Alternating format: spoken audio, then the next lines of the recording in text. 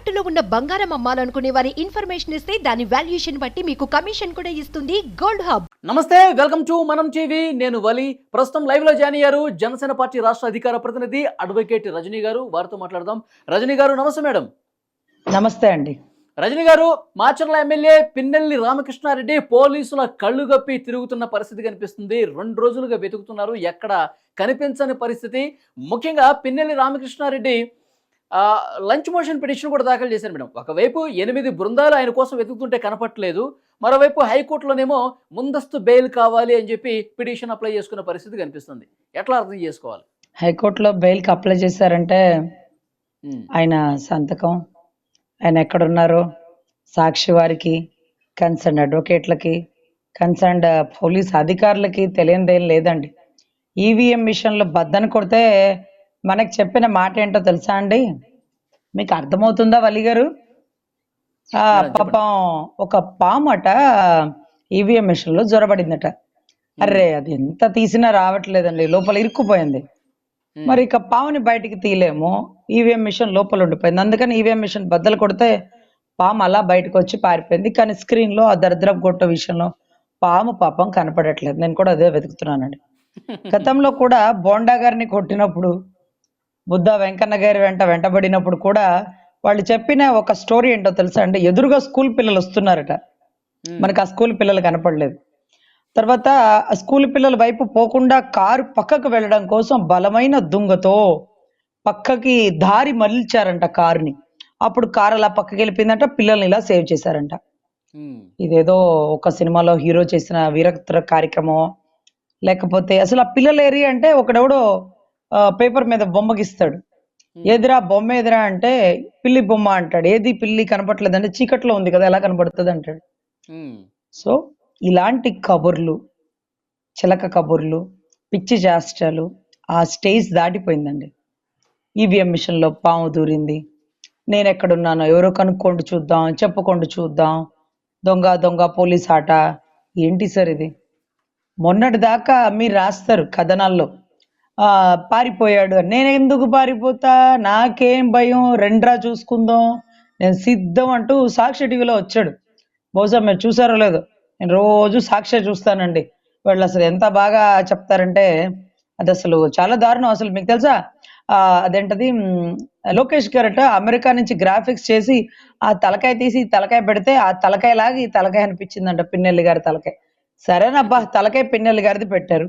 బయట పెద్ద ఆవిడతో గొడవ పడింది, అక్కడెవరు? పెద్ద ఆయన్ని కొట్టింది, అక్కడెవరు? ఆ కార్లు వెళ్ళినాయి కదా, అడుగు అడుగున ప్రతి షాప్ ముందు కెమెరా సర్వసాధారణం కదా. ఏ కారు వచ్చింది, ఏట వెళ్ళింది, ఏంటి సార్ ఇది? సో అతను ఫిక్స్ అయ్యాడు, మళ్ళీ నేనే ఎమ్మెల్యే అవ్వాల్సిందే. అవ్వకుండా ఆగిపోతున్న పరిస్థితి ఇప్పుడు. ఎందుకంటే మార్పు ప్రజల్లో వచ్చింది, ప్రజలే అనుకున్నారు ఈసారి ప్రభుత్వాన్ని మార్చాలి, ప్రక్షాళన చెయ్యాలి అని.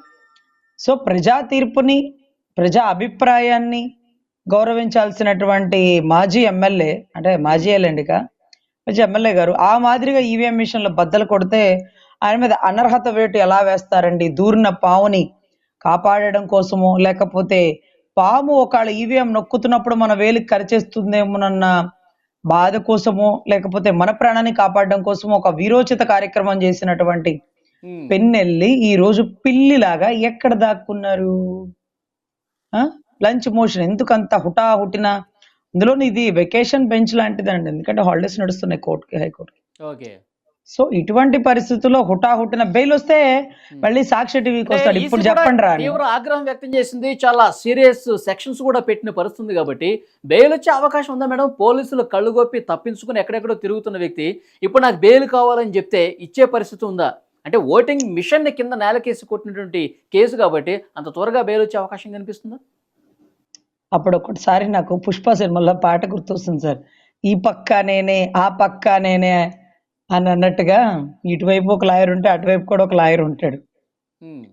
ఈ రోజు లా ఒక మనిషి ఎలా తప్పించుకోవడానికి మార్గాలు చూపిస్తుంది, కానీ ఒక మనిషి ఎలా హక్కుల కోసమో, వాళ్ళ అధికారాలు, వాళ్ళ బాధ్యతలు, వీటిని వెంటనే కాపాడుకోవడానికి ఉపయోగపడట్లేదేమో అని అంటూ సాధారణ ప్రజలు అనేవారు.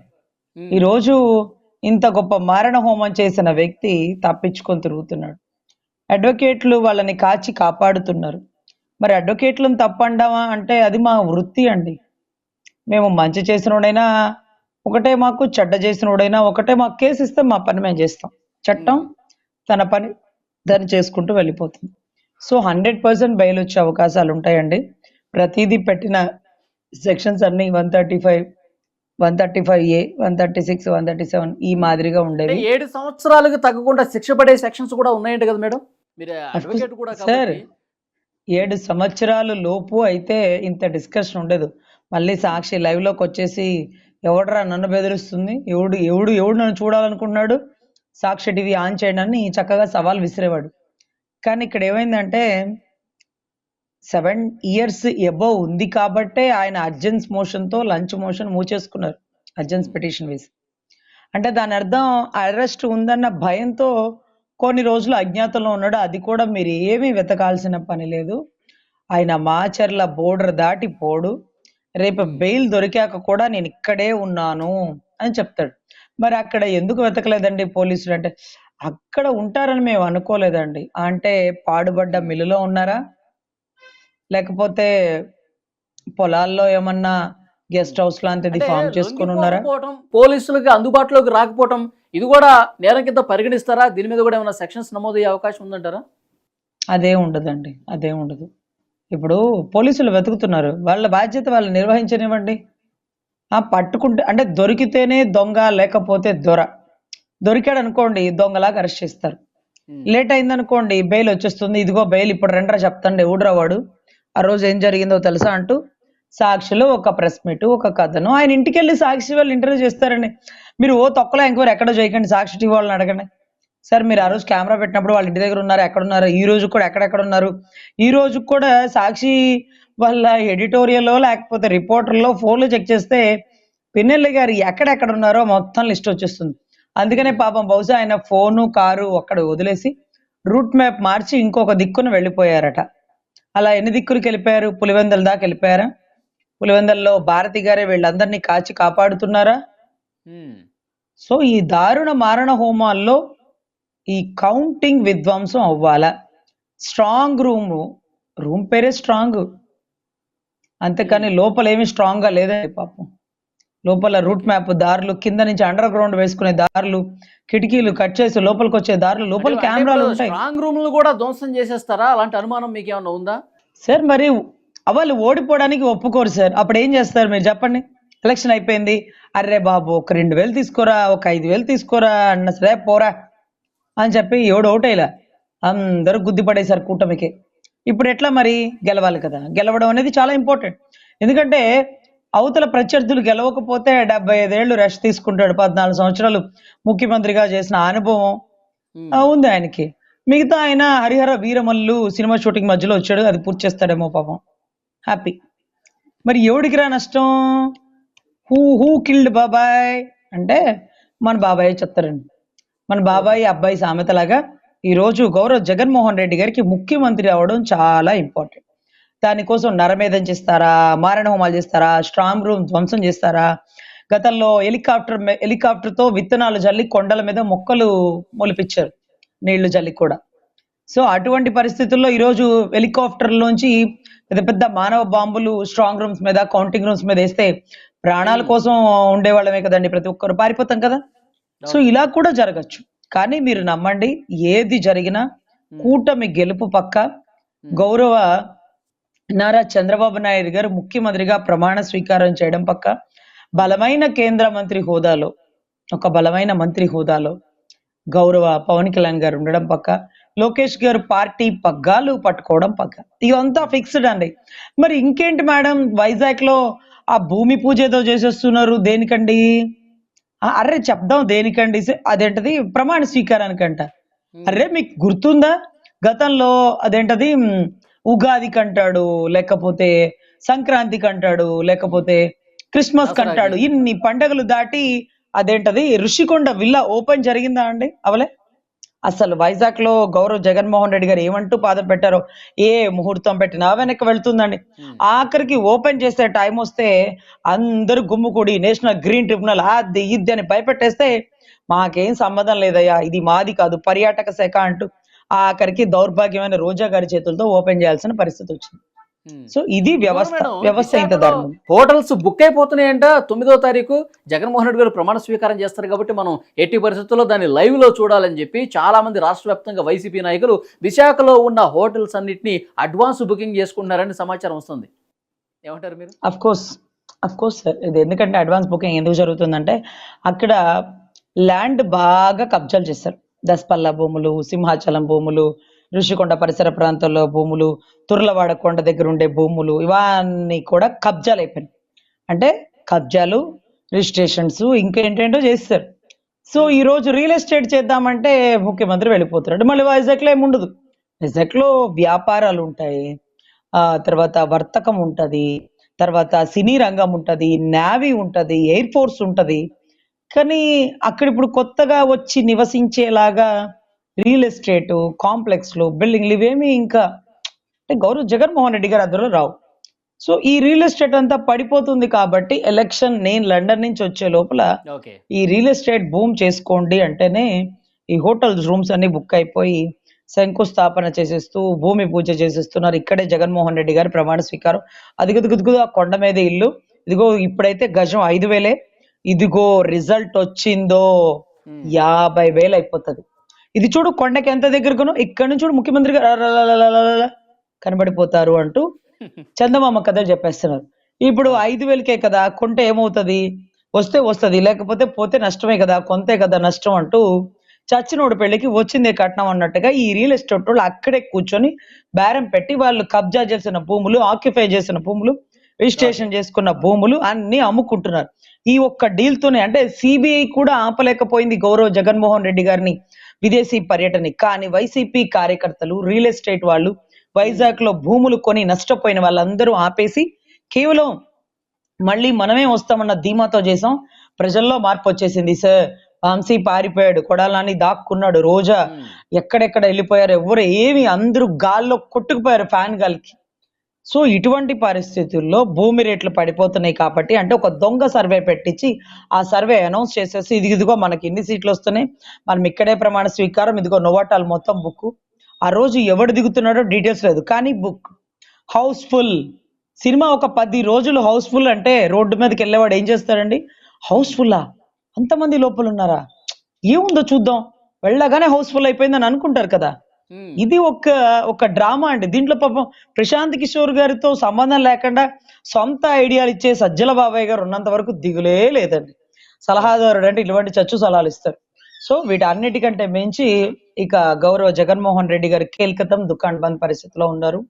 సో ఆయన గెలవడం అనేది లేదు, వైసీపీ కూడా భూస్థాపితం అవుతుంది. అదే రకంగా వైసీపీలో ఉండే కొంతమంది గెలిచే అభ్యర్థులు అండి, ఈ పాయింట్ నోట్ చేసుకోండి వల్లి గారు, గెలిచే అభ్యర్థులన్నీ అందరూ పవన్ కళ్యాణ్ గారితో భేటీ అవ్వబోతున్నారు. ఎందుకని, ఓడిపోతే పోని వచ్చినా అందం, గెలిస్తే ఎందుకు వస్తున్నారు, పార్టీ మారిపోతాం సార్, ఇంకా అక్కడ ఉండము, అసలు ఆ పార్టీనే ఉండదు, ఆ నాయకుడే ఉండడు, అతను ప్రత్యేక దీవిలోకి వెళ్ళిపోతున్నాడు, పారిపోతున్నాడు, తప్పు చేసి ఏ పార్టీలోకి వెళ్ళడానికి అవకాశం. పవన్ కళ్యాణ్ తో టచ్ లోకి వచ్చేసినట్టేనా? 100% అండి. చాలా వరకు ఒక 10-15 పేర్లు అయితే మచ్చుకు కూడా మాకు అర్థమైపోతున్నాయి. ఇంకా కూడా అంటే ముందుగానే వచ్చేసాయిచ్చు కదా అనే మాట. అంటే ఇక్కడ సీట్లకి కూడా తావులేదండి. టీడీపీ, జనసేన, బీజేపీ కూటమిలో సీట్లు ఇవ్వడానికి కూడా అవకాశం లేక వద్దులే అన్నా, నువ్వు అక్కడే ఉండి పోటీ చేయి, గెలిచాకొద్దు గాని అనే బేరసారాలు కూడా జరిగినాయి అన్ని విశ్వసనీయ వర్గాల సమాచారం. ఎందుకంటే అప్పుడప్పుడు పాపం దాంట్లో కూడా అక్కడక్కడ మచ్చుకి మంచి వాళ్ళు ఉన్నారండి. ఈ మంచి వాళ్ళు ఇంకా పార్టీలోకి ఎందుకు రాలేదంటే సీట్లు లేవట. సో మరి ఎట్లా అండి అంటే గెలిచాక వస్తాం, ఆ సీట్ గెలుచుకొని వస్తాం, ఆ సీట్ గెలుచుకొని పవన్ కళ్యాణ్ గారికి గిఫ్ట్ ఇస్తాం, చంద్రబాబు గారికి గిఫ్ట్ ఇస్తాం అంటూ పాపం అక్కడ చాలా మంది అభ్యర్థులు ఎదురు చూస్తున్నారు. ఎనీవే, కూటమి గెలుపు పక్క వైసీపీ అభ్యర్థులందరూ జనసేన, టీడీపీలోకి రాబోతున్నారు. బలమైన బాలశౌరి గారు జనసేనలోకి, ఒక యంగ్స్టర్ అయినటువంటి వ్యక్తి ఈ రోజు ఎంపీ శ్రీకృష్ణదేవరాయలు గారు టీడీపీలోకి, ఇలా చాలా మార్పులు చేర్పులు జరగబోతున్నాయి. వైసీపీ పూర్తి ఖాళీ అవబోతున్నాయి. హౌస్ఫుల్ అనేది దొంగ బోర్డు, కేవలం వైజాగ్ రియల్ ఎస్టేట్ కోసం మాత్రమే పెట్టుకున్నారు. బహుశా జగన్మోహన్ రెడ్డి గారు రాకపోవచ్చు, వల్లభనేని వంశీ గారు అమెరికాలో సెటిల్ అయిపోవడానికి పాగాలు వేస్తారు. కొడాలని గారు ఎక్కడున్నారో తెలియదు. మేడం, ఇంకో విడుదల విషయం, రజనీ, ఫైనల్గా రోజా. చెప్పండి, పిన్నెల రామకృష్ణారెడ్డి నుంచి మనం కొంచెం డైవర్ట్ అయ్యాం. సో పిన్నెల రామకృష్ణారెడ్డి మీద ఈసీ చాలా తీవ్ర ఆగ్రహం వ్యక్తం చేస్తుంది. అనర్హత వేటు వేయాలి అని చెప్పి చాలా మంది డిమాండ్ కూడా వినిపిస్తున్నారు. కొన్ని వినతి పత్రాలు ఎలక్షన్ కమిషన్ కూడా పంపించిన పరిస్థితి. అనర్హత వేటు వేసే పరిస్థితి ఉందా మాచర్లలో? సార్, ఈసీ మంచిదో చెడ్డదో నాకు తెలియదు సార్. ఈరోజు సీసీ కెమెరా లేకపోతే ఒక మనిషిని గుర్తుపట్టలేని పరిస్థితి అయితే లేదు సార్. దెబ్బలు తిన్నోడు, చూసినోడు, అక్కడ ఉన్న గవర్నమెంట్ ఎంప్లాయ్, అక్కడ ఓట్లు వేయించినోడు, దాన్ని ఫోన్తో కెమెరా తీస్తుని ఆ మెళ్ళో ఐడి ట్యాగ్ వేసుకున్నవాడు, వీళ్ళందరికీ తెలుసు. సో ఎలక్షన్ కమిషనర్ ఏం చేస్తుంది, ఎలక్షన్ కమిషన్ ఏం చేస్తుంది? ఇక్కడ ఒక్క చోట కెమెరాలు పెట్టారనుకున్నారా? ఎన్ని చోట్ల కెమెరాలు పెట్టారో తెలుసా? ఎన్ని చోట్ల విధ్వంసాలు జరిగినాయి తెలుసా? ఎన్ని చోట్ల ఈవీఎంలో ట్యాంపరింగ్ జరిగినాయి తెలుసా? ఏ ఒక్క కెమెరాను తీసి చూపిస్తున్నారా? ఇంకా టైం పడుతుందేమో. సిట్ వేసాం కదా, వస్తాయండి, మీరు ఎందుకు అలా కంగారు పడతారు? పబ్లిక్ని ఎందుకు అలా డైవర్ట్ చేస్తారు? అవునా, మాకు తెలియదు. మరి పబ్లిక్ని డైవర్ట్ చేయడానికి ఇవాళ ఇన్సిడెంట్ జరిగితే, ఇవాళ తలకాయ పగిలితే, ఇవాళ కుట్లు వేయించుకుంటే, ఇవాళ ఈవీఎం మిషన్ పగిలిపోతే మీకు ఇన్ని రోజులకి విషయం బయటకు వచ్చిందా? గుర్తు తెలియని వ్యక్తులు అని చెప్తున్నారా? ఇంకేం పట్టుకుంటారు? మా పోలీసులే బెటరు. కనీసం మీరే పెద్ద ఎలక్షన్ కమిషనర్ చెప్పిన పోలీసులు అంటూ ఇంకోటి వాళ్ళ మీద భయంతో పనిచేస్తున్నారేమో అనుకుంటే అది లేదండి.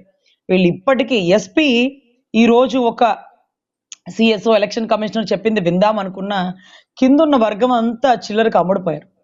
సో ఇవాళ పాప ఎస్పీ ఏం చేస్తాడు? సావధాన్ అనగానే అందరూ సావధాన్ అయితేనే కదా అతను చేసేది. అందరినీ లైన్లో నుంచి కాళ్ళు చేతులు తిప్పి, ఇటు తిప్పు కాళ్ళు అటు తిప్పని చెప్పలేడు కదా. సో ఇటువంటి పరిస్థితుల్లో గౌరవ జగన్మోహన్ రెడ్డి గారు ప్రతి ఒక్క పోలీస్ అధికారిని, రెవెన్యూ అధికారులని కొనడం జరిగింది. అందుకని ఈ విషయం రావడానికి ఇంకా చాలా లేట్ అవుతుంది. ఇంకా చాలా విషయాలు కూడా బయటికి వెలుగులోకి రావాల్సి ఉంది. సీట్ వేశారు కాబట్టి ఎన్నో నిజాలు వెలుగులోకి వస్తాయి. పిన్నెల్లి గారిని పట్టుకుంటారా లేదా? పిన్నెల్లి గారికి బెయిల్ వచ్చాక మీరేవి పట్టుకోనక్కర్లా. వీడు మగడ్రా బుజ్జి అన్నట్టుగా ఆయనే సాక్షి టీవీలోకి వచ్చేస్తాడు. ఇప్పుడు చెప్పండి రా, ఏంటి ఈవీఎం మిషన్ పగలకొట్టానా? ఈవీఎంలోకి నల్ల తాచు చిన్న పిల్ల పోతే దాన్ని కాపాడాను. ఈరోజు పగలు కొట్టాను, ఈవీఎంలోంచి పాము వెళ్ళిపోయింది, కానీ మీకు కనపట్లే. అక్కడ అసలు నేను లేను. గ్రాఫిక్స్ ఇవన్నీ కూడా సాక్షులు చెప్తాడు. బెయిల్ రానివ్వండి, మరుక్షణం సాక్షి టీవీ లైవ్ లో మీరు చూడకపోతే అప్పుడనండి.